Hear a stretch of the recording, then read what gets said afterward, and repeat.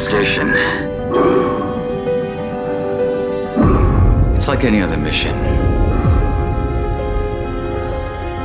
We just have to do as we're told.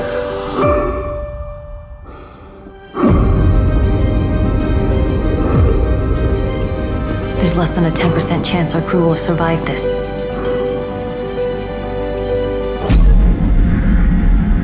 What do you think that you're gonna find in here?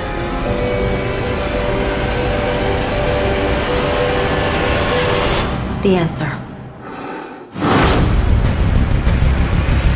I have no idea what could have caused this.